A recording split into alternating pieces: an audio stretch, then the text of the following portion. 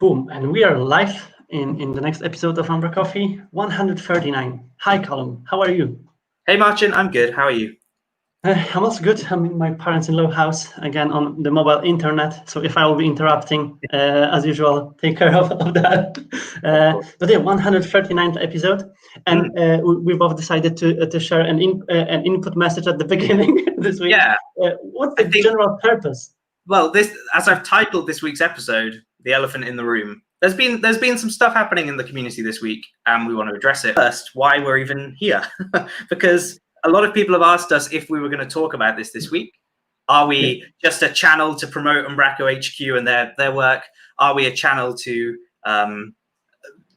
tell people what is right and wrong? And I think that's not the case. I think it's really important to say that we're not a political platform. We don't want to be a political platform. This is not about pushing people's opinions or agenda necessarily. It's about sharing the great stuff going on in the community, and whether that's from HQ or the community, it doesn't matter. Like this is information. It's not opinion necessarily. We also said that it's our space. We do whatever we want to do here. No one pays us for doing it. It's just for us, and good and bad things, because there are various things happening in various areas as well. But if it affects somehow our work, our businesses, our products and everything what we are doing, that's for all of us to benefit from that, because you need to know what's happening. We need to know what's happening as well, and this news gathering every week makes us really, really happy and up to date with what's happening around Umbraco, because we work Umbraco every day, and that's for us. Cool. Exactly. So after that, we can jump on. It's not about us starting fights or starting arguments. We want to give a balanced, hopefully, view of kind of every side of the story. So whilst today, yes, we're gonna address the elephant in the room, but we want to do that in a way that's not picking sides. But obviously it was happening this week. There was a lot of, probably the most of the chats on Twitter since ever, or any various platforms, Slack channels as well.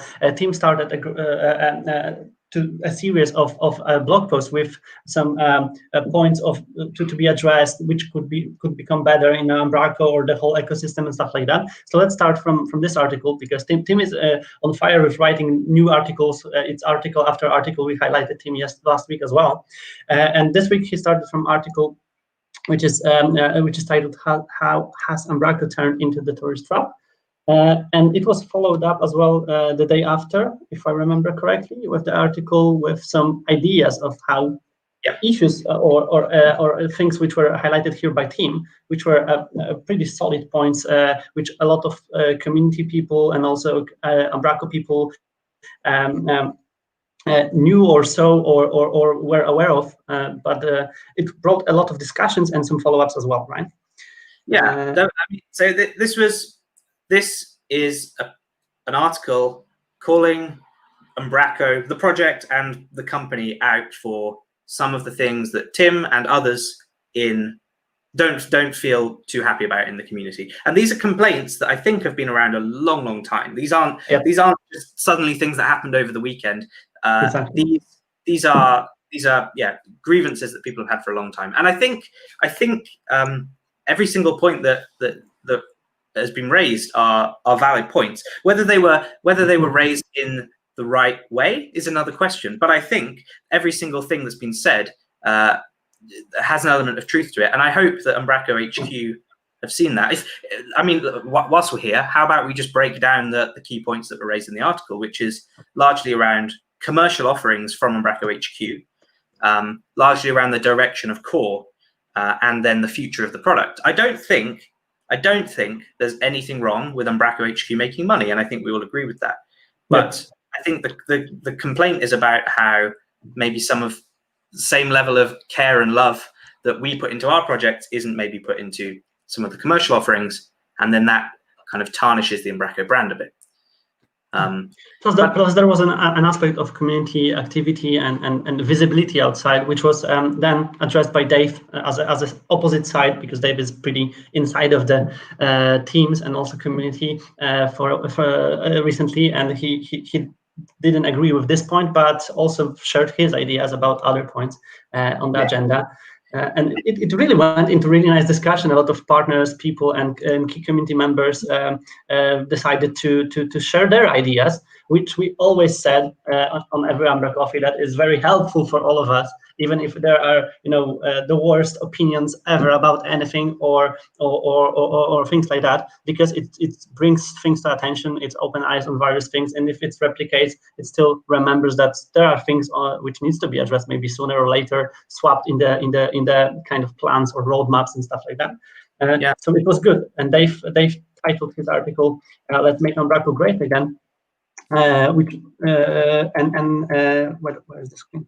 So yeah, and here he shared about the responses to points raised by team, plus some other things from Dave's perspective. So yeah, it was really cool to see this as well. I think the thing that Dave's article actually highlighted for me, which whilst it was largely reinforcing some of the points that have been made on Twitter and in Tim's initial post, is that this is far more complicated than Umbraco just growing and issues there. This actually, it depends on the angle you're looking at this from. I kind of could group the problems down into 3 categories and 3 distinct personas, groups that they apply to. So there's the concerns about the core and the direction that core can take. There's concerns about commercial offerings and how those affect the people that use those, and there's concerns about the future of the CMS. Now, I think people can fit into all of those groups or some of those groups, but maybe me, as someone that doesn't use cloud or isn't a gold partner, doesn't care so much about the commercial SaaS products. Yeah. I do care more about the core. Forms and Courier fall into that core bracket, I think. And in terms of the future, there's the concerns about the tech stack and stuff. Now, I think I don't want to be the person that goes and gets annoyed about cloud not being great, because I don't use cloud, and I think that's okay. It's perfectly fine for me to have concerns about the direction of the core, because it's a product that I live and breathe and want to work in. And I think it's just about making sure that all of those groups get represented. I think in this argument, a lot of people were coming from that core, Umbraco core product angle. And we maybe forget that there's other people, other stakeholders at play. I'm sure there's people who are using cloud and are very happy with it. And I'm sure there's people who are partners and are very happy with being partners. It's just different groups are going to have different concerns, and how they address all of those as one is interesting. It's about getting voice from all of those people and improving the product that way. But that's also where some people were trying to draw the line, or even try to divert, the key lines of Umbraco activities, because it's hard to see those lines sometimes, and it's obviously a challenge for Umbraco as a company to maintain it all, high levels and stuff like that. So again, a lot of people stepped into the dreamers angles and tried to suggest some opinions or ideas how they would address those issues. And it's, again, a good thing for Umbraco, for everyone else to think about it and adjust, or maybe reply. And this is what also happened, because Kim, who is the CEO of Umbraco, invited Tim to audience and wanted to listen and chat and discuss those points and maybe anything else in person or maybe virtually if it's not possible. To just not stay outside of it. That's a good. Yeah, I think that's a really good move, and I hope that that's the start of more of that, because there's key people in the community with views and experiences that people that we can draw on, and Umbraco does a good job of that. But sometimes we can be a bit too narrow, focusing on a specific core group of people. Let's try and get feedback from all those three groups identified.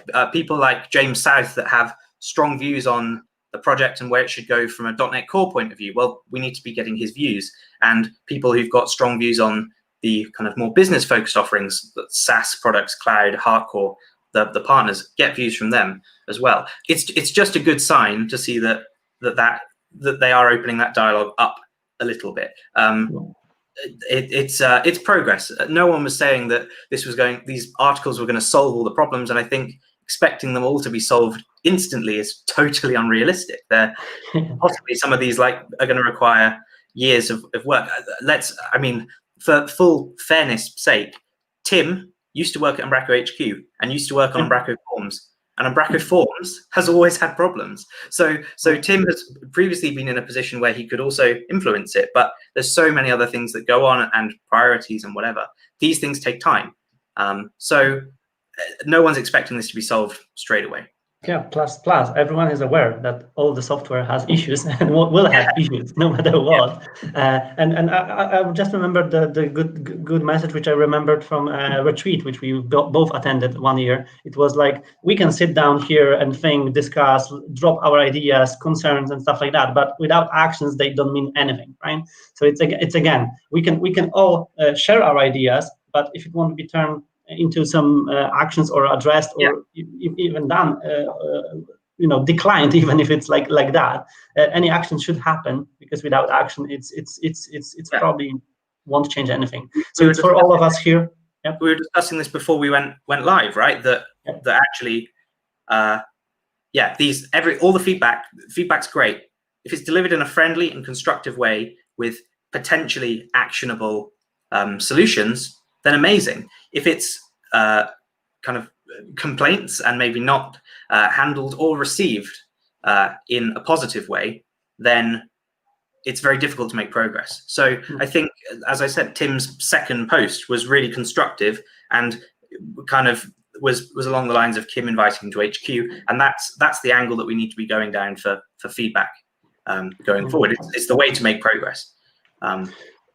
And still, seeing positives in all the negatives is also good as well. Again, I agreed totally with most of those points raised by all of the guys. And the thing is that I also see the positive movements here. It's like it's not done just to complain. It's just to make all of our lives better again. And if not, someone here didn't see those articles, we'll of course list all of them. There was also a post by Lewis, which I've shared in the meantime on the screen about Umbraco Future. Dave and team's blog post, really good chat. Plus also Jeffrey's presentation, which was highlighted at some point on Twitter about for a day. Dreams of the Jeffrey on the CEO seat. That's all of the points which brings attention, hopefully, from this HQ side, and also is going to affect some of the actions, because users, partners, community voices are important, and those users are using the product. So that's. There was one thing that one positive I think that came out of this, which I wanted to raise, which was actually awareness of some of the things that HQ are doing or have been doing that people didn't know about. There was a post I saw where someone said, "Oh, I didn't realize there was Umbraco community teams." Okay, great. So that has, at least to a tiny extent, put at ease some of their concern about interaction engagement with the community. Niels publicly shared that their finances are readily. I didn't know about those open books, to be honest. I still need to grab a coffee and analyze them. I mean, the bottom line is they are a €5 million business. They're not a huge business, but they are supporting quite an array of products, and priorities shift over time, and people. Maybe sometimes the balance needs to be fixed a bit, but they're not a big business. They're a small business. And I think fundamentally at the end of the day, and I tweeted this Friday last week after a difficult couple of days for me as well, that behind every product, regardless if it's open source, every product, there's still people. And you gotta think about the people that are doing it. So they're doing their best. And I think they're quite transparent about that. The way that Kim was, open to having a chat with Tim and Dave about their feedback shows that they're not just going to try and batten down the hatches, wait for all of this to pass over. They do want to talk about it. They want to do the best thing for the product. So let's give them a chance to do that. You mentioned bad days, and I always say to myself that after bad days there are always better days, and there will be another bad days. It's like that. Hopefully we are on this down peak somewhere in the kind of communication and stuff like that. But it will be better, it will be worse, maybe sometimes. But that's a good segue to something what came out also this week, which was kind of a nice reply to some maybe negativity being caused by various discussions and stuff like that. And it was the Twitter hashtag, which you've I don't know. Was it Lewis who started that? I think it was. I think it was Lewis that started this. So this was in the midst of all of the negativity going on Twitter. Yeah. Like it might got missed at the beginning. It was amazing moments, and I love this idea. I think we should all do it more often. The amazing hashtag frustrates me. Just grammatically, it's wrong. Anyway, but I love it, and I know at HQ know that. Yeah, but that was something good, and I said that we need to do it more often, because when I was scrolling through all of those tweets, plus gathering my own amazing moments, I remembered myself what amazing happened through all of those years when we were involved in the community. First Cold Garden scene from perspective from Adam, for example, or from Tim, from Richard Soderman, and all the old community members, original community members. Richard Soman's ones were amazing. They were like, I remember installing V3 for the first time and it just worked, or stuff like that. Quite a blast from the past for people that have been around a while. Yeah, there was a lot of stories. We've also highlighted some of our stories. I remembered my first presentation on Umbraco UK Festival 2015. Damn, so many good moments. I would say it's still open hashtag. It's not a day where we are sharing that. So any moments like that should be cheered and shared across the community. Plus, I've made a big presentation one year about community-driven self-development. I don't know if you remember that, Callum. Yes. It was kind of gathering of what community and what Umbraco changed in my life as a developer, as a person, stuff like that. And anyone who could see it from the outside would say, "It's cool, I can do something with that as well." And that was the action which we all can take, seeing all of those amazing stories here. That it's not only about software; it's still about people. It's still about exchange of knowledge, becoming better in various areas and stuff like that. So, and again, it's sometimes just because of the software. So amazing, so many great things happening today, or this day. Matt Braceford shared that Pete Duncanson was his best man, right? I didn't know that. That's fantastic. Yeah. It's a connection through Umbraco's, spilling into real life events. It's not just an open source project. It's also not a cult. It's not a cult. Yeah, not a cult. Yeah, that was first meetup in Poland. Great, amazing memories. So follow this hashtag, see what's going on there, and share your amazing moments, because again, in the bad moments or in the bad days, everyone can take a look there and see how big impact a piece of software can have on people's life. That's amazing. And from here we can probably start to some releases and new things on the Umbraco software level this week. Yeah, it's been a big week. But you may not have realised it, given everything going on. A ton of releases and a ton of other stuff. So, Oh well. So Warren, I think last Friday, right? This is for their end sprint hack. Warren showed the Unicore version, .NET Core version of Umbraco CMS running on the Code Spaces beta. And the really impressive thing here is this was like pulled together in an afternoon. I think it was Thursday last week. Warren tweeted Nat Freeman, the CEO of GitHub, saying, "Any chance I can get in on the beta?" And they added him, and he then did a proof of concept from Umbraco working, which is awesome. So this is like in the browser development, so you can work on the core open source project directly in the browser. You don't have to have Visual Studio or anything. Yeah, that's amazing. And Warren also was doing some other demos from the releases which are happening this week, and maybe it's just in the connection to that. He recorded a demo of custom block views and Umbraco block editor in the release candidate version of Umbraco 8.7, which we will talk about soon. 2 minutes before umbraCoffee, we will always catch it up, Warren. No worries. Challenge us every time. But yeah, that's amazing.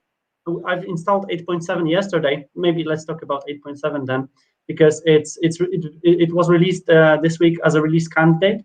So everyone can download it. It's on NuGet as well. We can easily upgrade all of the 8.6 versions and probably also past ones, 8 versions to 8.7. I did it yesterday, and anyone who don't want to install it or don't have a ability to install it or upgrade any existing solutions, the demo from Warren exactly explains how some of the new features are working there. And still, it's amazing progress. And you've also mentioned that almost 100%. Some of the pull requests being merged there are from community, and I don't know the percentage. This is literally over 100 community contributions. Yeah. There is so much good stuff. So okay, block editor, fantastic. A lot of people, I think I saw Jesper Ordrup today saying, "Oh yeah, it looks great. It works really well. This is everything I wanted." Or for a V1, this seems really solid. That's great. There's also segmentation, which was built by the team at Plex. So those are 2 huge features. And then you've got a whole truckload of stuff being added by the community as bug fixes, improvements, anything from a ton of accessibility fixes all the way through to upgrading the version of Angular and jQuery, the kind of latest for security patches and whatever else. Tons and tons of stuff. And future investment things, decoupling Angular, .NET Core, abstractions to make stuff easier to work with in .NET Core being added into the current version of the CMS. All from community. Ton of the localization fixes, also, plus performance improvements, which were notable in terms of the discussions there. And I'm trying to expand it because to show how much of that is there. And those badges really helps to detect how many of those pull requests and those features were started or merged and done by the community members. That's amazing. I saw some first-time contributors in there as well, or people that haven't contributed in a while. Of course, the usual suspects, Ken. Fantastic to see. Pornima contributing a bunch more. Jan's got a bunch of changes in there. The accessibility team, so they've been doing some great stuff. And Mike Macy and Nathan Wolf have done some great stuff on jQuery, on the JavaScript stuff, improving the back office as well. So this is going to be an amazing release. Yeah, I literally can't wait to play more with it, and also this segmentation, side-by-side editing, all of the things which were awaited a lot by people who are using and were teased by this version from a while. I've been holding off slightly on a client project that wanted to build a kind of modular layout. I was like, I just want to use the block editor, and now I've got an RC. I can make it work with the block editor. So yeah, this is very, very looked forward to. Yeah. Plus, Paul Seal recorded a video as well, because I've mentioned the testing and previewing the release candidate, and Paul quickly and amazingly recorded a video how to easily test it out. So everyone who wants to just play with it. And just to mention the purpose behind the release candidate, it's not a fully functional LDL polished release. It will have bugs, and bugs touched in this period are going to be fixed before the final release. So ideally, whoever is going to test it and spot something wrong and bad, not working, not translated, or doing something crazy there, please report it, because it's again, it's not like to test it out, see, oh, it's not there yet and done. But any feedback is going to help prepare the full release without anything hidden. Doesn't mean if there's some improvements that can be made that they have to be done in time for the general release. We've got 8.8, which is also kind of pretty much ready. In the pipeline. Hacktoberfest is literally only a month away now, which is insane. So there's plenty of opportunities to get some other juicy fixes and other releases out in the kind of very near future. Yeah, exactly. But it's not only about a release candidate as well, because August 25th is the date for the next 7 release. So it's also for all of those who are not who didn't switch to 8 version yet. There is a new version coming out for 7 with some improvements there as well. Breaking changes, no breaking changes, but issues in task address and features being adopted. to 7 version. So yeah, again, it's new release. Next week will be great. And from the package perspective, Callum, you've been also pretty busy and on it, but we can start from the biggest and the most awaited package being released finally. I mean, this is old news because it happened last Friday, but yeah. released Contentment V1. In fact, he released it when we were live on umbraCoffee, and we thought we'd that was a challenge. That was a challenge, Callum. We need more screens. Give it its own little slot today. So yeah, as you say, this has been widely anticipated. Lee's been working on this for well over a year now.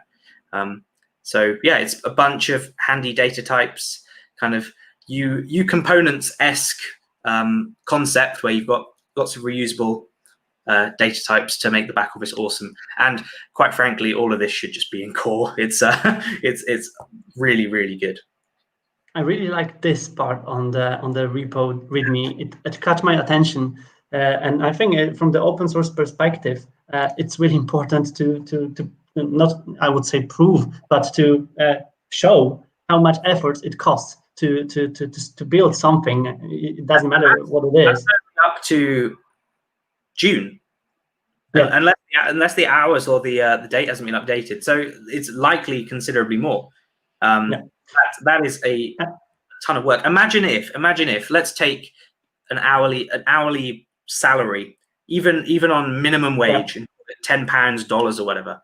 That's $7,500 worth of time, pounds, whatever you want to call it, worth of effort. And Lee is worth a hell of a lot more than £10 an hour. That's why I think it's worth to mention this button here on all the repositories who turned it on, the sponsorship offering. We can all sponsor open source creators, and if we benefit from using any kind of software package, whatever, it's worth to give back, even if it's a small coffee or a small beer per month or once per.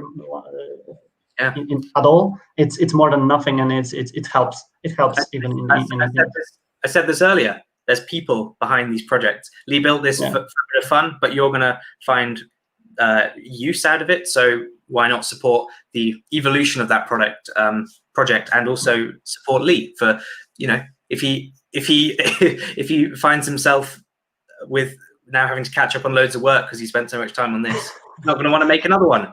Make it worthwhile. Yeah, and Warren here is also saying that yes, please sponsoring Umbraco community packages, people. Yeah, that's the general purpose. And Callum, you have 2 new packages also released. Do you have a sponsor button there? No, I don't. On GitHub.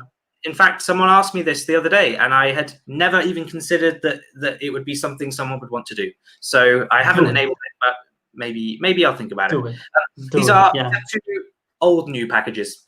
So these are. This is a V1 and a V1.1.1 release of 2 packages. And a big shout out to Carl Tynan, who's done some really good pull requests over the past couple of days on the friendly sitemap package. So these get you a dynamic sitemap and a dynamic robots.txt file up and running in literally seconds. Easily. 1 package installation, some configuration if you need it. Still great work and great packages. Which are shortening the path to delivering the SEO requirement and stuff like that on just the beginning of the project. So yeah, big high five for Callum again for those packages, and turn on those sponsor buttons. I believe that you will get the sponsors who are supporting your work here. From the other releases, that was also a vendor upgrade. And 7 new payments providers. 4 from the community, which is truly. That's amazing. So again, people have needs. People want to use payments providers. Some people can implement them, and that connects all the dots, and we have them. So that's a great. And right now, even big platform of choices to implement e-commerce solution on top of the vendor for Umbraco, of course, and V8. So great upgrade in this area. And last but not least, probably was the formulate upgrade. Yeah, with some cool features. I can say it again, I never used the Formulate package, but seeing on the features like duplicate forms, preparation of the forms, query string pre-population, a lot of things which I use on some other content platforms as an options. So it looks like really nice upgrades for everyone who is using or who has not been using Formulate yet. 3.3.4 version is out now. Yeah. And you've placed one more pull request. I've not done this in a while. Pull request of the week. This is my favorite contribution. Exactly. Your section. In months. This is so good. Simona, we love you. So this he's made a pull request where you can run the installer with a connection string already in the web config, and it will skip the whole database setup step and just take you straight through to kind of get up and running, which is so good, and it should have just been there always. And the surprising thing is, if you have a look at the code change, it's not a very big code change. So it just took someone to dedicate a bit of their time to go ahead and make this work. And needs. If you highlight the need of having something like that, that's then small steps to make it done. As you've mentioned, small code changes some another conditions, and it works. But I really liked also the conversation happening on this pull request. A lot of tests, a lot of concerns addressed beforehand. All of them replied, covered, and great work being done. So pull request of the week, well deserved. To Simon. Yeah, exactly. And yeah, that's from the perspective of new releases. And the blog sections with some other things being mentioned this week. Jeffrey wrote a blog post about data control and third-party cookies and how umbraCoffee should handle that. And we were both, and a lot of us were amazed how analytics package works in umbraCoffee suite. And there are some screenshots here, or maybe I was playing with it yesterday. So basically, the marketing suite is tracking it all on their own side, on their own databases, without being dependent from Google Analytics or any third-party controllers or companies who owns our data. So that's for all the security or data privacy oriented people. It's one of the key requirements when it comes to fully functional server-side analytics. That's also worth to mention. Yeah. So that's great work, and great blog post also addressing how and why it's worth sometimes to do it that way. I really like this blog post. And then there was a blog post on Umbraco blog section, how to run a successful virtual meetup, written by Rachel Breeze. Great suggestions, Callum. You've said that it's also covering a lot of points when it comes to really thinking about virtual meetups now. I'm right now looking for the blog post. Sorry to interrupt. For the blog, how to successfully attend virtual meetups. I would benefit from it. But yeah, Rachel's covered some fantastic points in here. There's anything from the kind of different formats. We've had the code patch event, of course, which was a far bigger event, all the way down to small meetups where only 5 people attend. They're still very worthwhile doing, but covers everything from kind of Zoom etiquette and configuration to improving your diversity of your virtual events, because there's far fewer barriers and stuff. So it's really good. And I think it's linked in here. There is a guide on the Umbraco event organizers guide that Lottie, Ravi, and I worked on as well. So that with some tips for how to run meetups virtually too. So, but this is a fantastic article by Rachel. Yeah, but if you mention code patch, it's good to jump on another blog post which was written by one of the creators or runners of the code patch, and also the podcast. Laura, who is a community member for in a Umbraco ecosystem for a while, is going to study, and I won't be trying to pronounce it correctly. Neuroscience. And I see it as a kind of trend right now, and it interests me because a lot of my IT friends here in Poland who are right now a little bit maybe tired of doing coding or business. They're right now thinking about some other aspects of life and trying to find the new places for them. And one of my friends is going to study not physics, psychology and things like that. So it's really interesting. So I mean, Laura, this has been an interest of Laura's for a while. She did a talk at the UK Fest last year about about kind of our monkey brain and how we can train that to work harder, work better. But also the topics that modules in her course tie right back into some of the stuff going on in the Umbraco community about kind of building communities and all that sort of stuff. So I think this is a really interesting degree. I mean, Laura's clearly far too intelligent for us. She can say a little bit more about what she's doing when she's been studying it, but that seems like a really fascinating thing to be studying. And she's doing it part-time too, so it's going to be still work and like still deving and still studying at the same time. Plus, technology right now is such an advanced that it's not hard to connect all of those two worlds together somehow. Sure. And I believe that there will be some outputs from it, and all the best for Laura on the studies path, and hopefully we'll also learn some from her after recovery there. That's cool. Two more things on our agenda for today.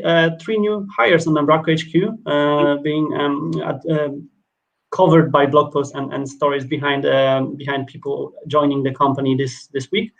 First of them are interns. These are interns, I think, in the D team and the team as well. So 3 new interns. Great story, and again, stories. It's a really nice series to highlight new people joining the forces. We will link all of them below. So the team is growing, and the summertime helped in getting more people involved, which means that there are exciting times ahead when the year will start. And we've mentioned virtual events, and we mentioned one last week. So it's worth to remind about it again. 2nd October, free virtual Umbraco experience run by Dutch Umbraco user group. What else can we share more than we've shared last week? Submit your call for proposals. Register if you want to participate. 2nd October. Did agenda changed since last week? No, but they've got an agenda committee, which we didn't mention last week. So this is the idea that the talks are going to be selected by a bunch of community members and not just from like a kind of mysterious organizer's perspective, from mysterious. and interestingly, there's only 2 Dutch people on the agenda committee. So this is not the Dutch this is not the Dutch festival. This is clearly a global Umbraco event.